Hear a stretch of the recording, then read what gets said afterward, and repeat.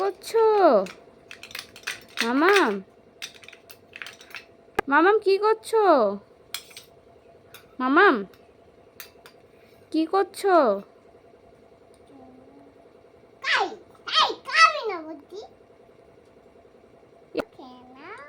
হুম,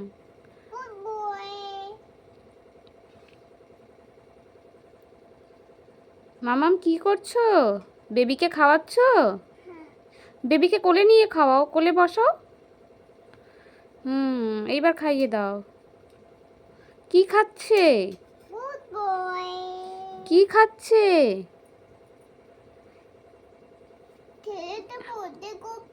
কি খাচ্ছে? কি খাচ্ছে মামা? মুখ নাড়ছে না?